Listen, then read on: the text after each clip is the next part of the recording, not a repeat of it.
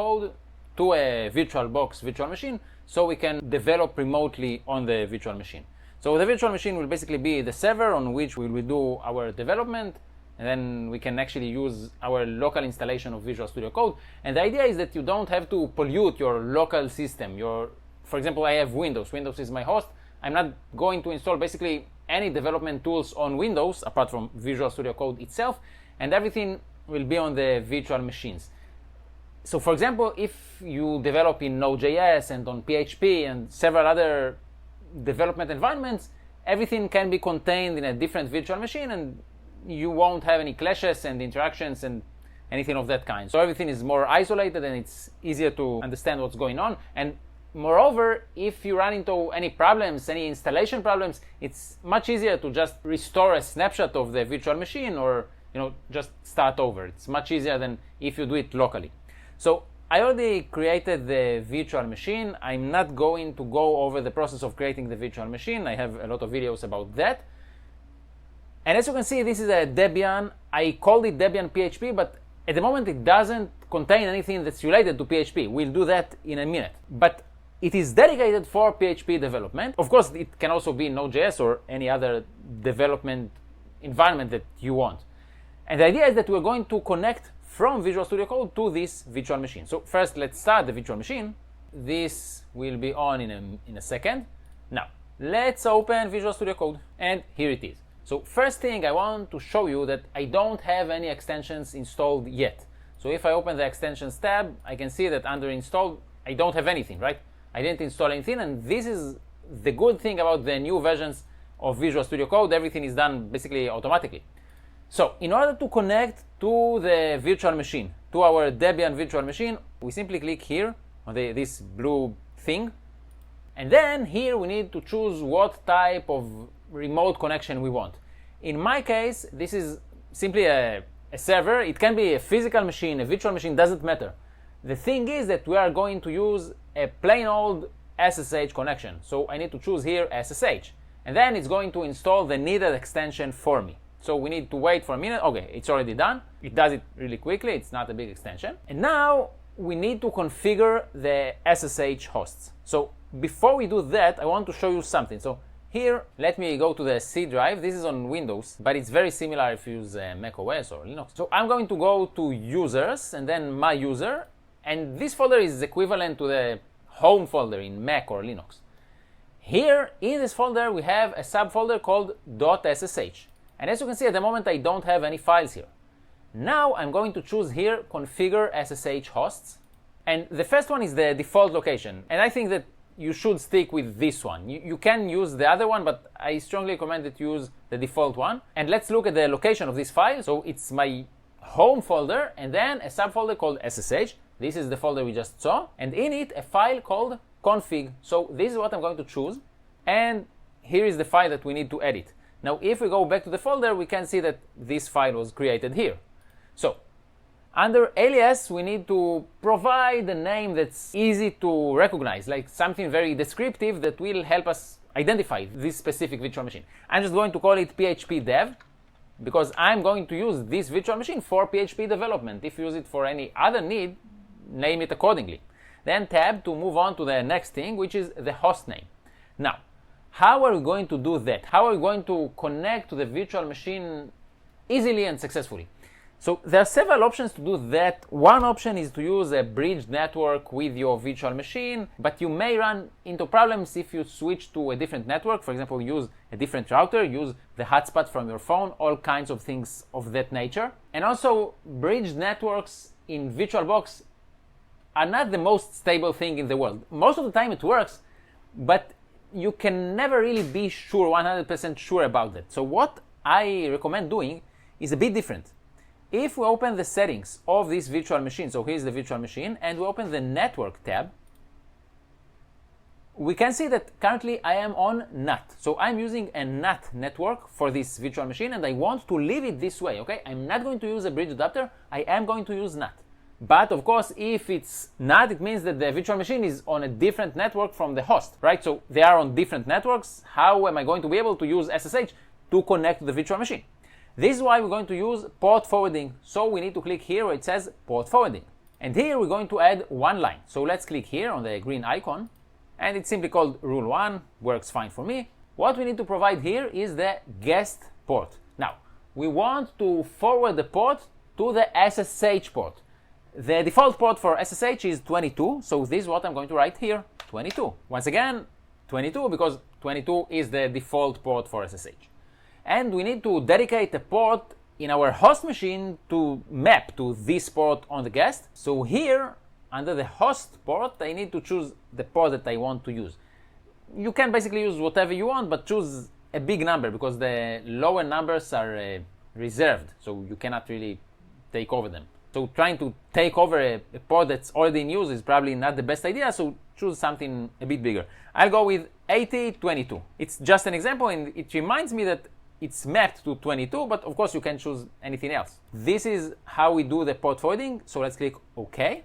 And now we mapped port 8022 on our host to port 22 on the virtual machine, on the server, on the Debian server. Let's go back to Visual Studio Code. And now the host name, which is basically the IP address of the server, is going to be very trivial, right? Because we're going to use a port in our local machine. This port from our local machine is mapped to a port in the virtual machine. And this is why here under host name I'm going to write localhost or 127.0.0.1, because this is the IP address of my local machine.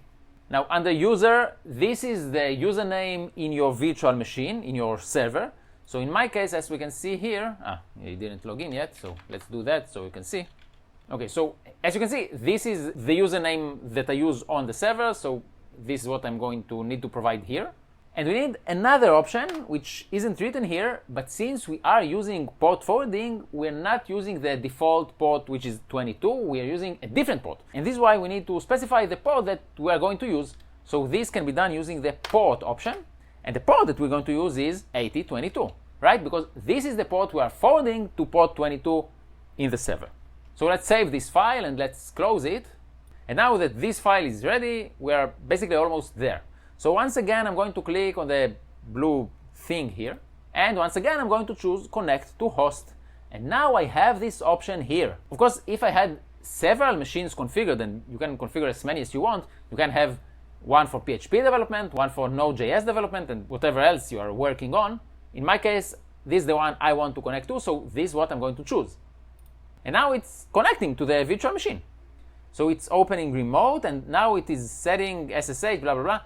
It's basically setting everything on the virtual machine, on the server. So it's giving us a warning about the fingerprint of the server, and as soon as I hit continue, if we open our .ssh folder, do you remember this folder?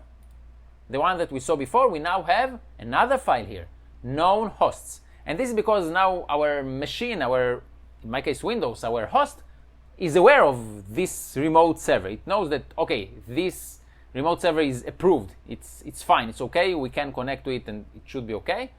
This is why it was added to the known hosts. So next time we won't be asked this question again.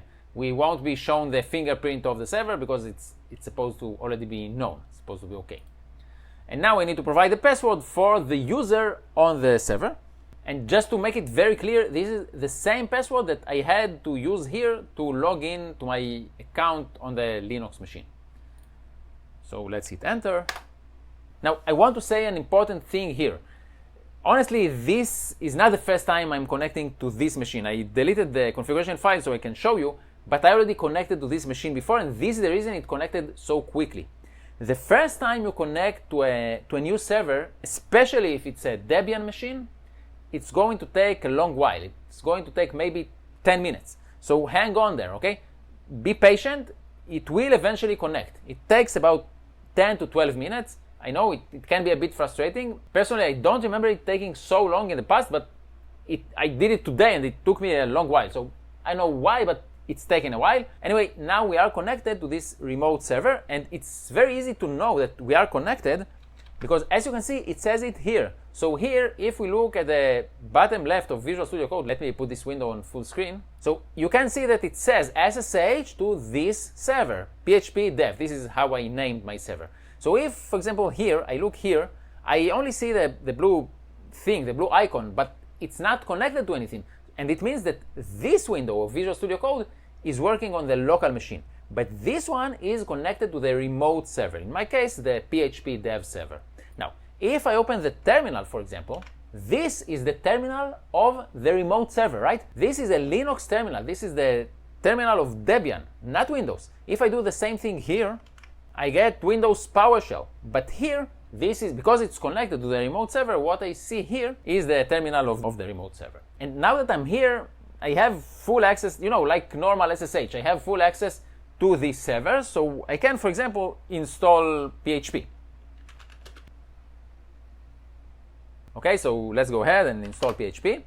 And PHP was installed, and just like I installed PHP, I could install any other development tool I need. It's a full development environment, a full operating system. Do whatever you want there. And the next thing we should probably do is to create a file. Maybe first create a workspace, a folder in this server. So let me open folder, and notice that what we see here is the file system of the Debian server, right? Not the local Windows host, but the Debian server. So for example, now I am in the home folder, and to make it even clearer, let me create a folder in my home folder for PHP development. And now, if I go back to this folder, I can see it here, right? So what we see here is the file system of the remote server. So let's open this folder. And one thing that's a bit annoying with working with this extension, with a remote development extension, is that whenever you change the folder you are working on, you are required to re-enter your password. So you just take it the way it is. This is how it works. And now we have this folder that is on the server. So let's create here an example file. I'll call it index.php. And I'm going to create here the simplest PHP program possible. And now I'm going to serve this file on the server. So to do that, I'm just going to use the built-in PHP server. And notice that now that I opened the terminal, it was opened in this folder, in our PHP dev folder. So I want to serve this folder, and to do that, I'll just run php-s. And then we need to specify the host and the port. So I'll just keep it simple, localhost. And let's say that I want to use port 8000.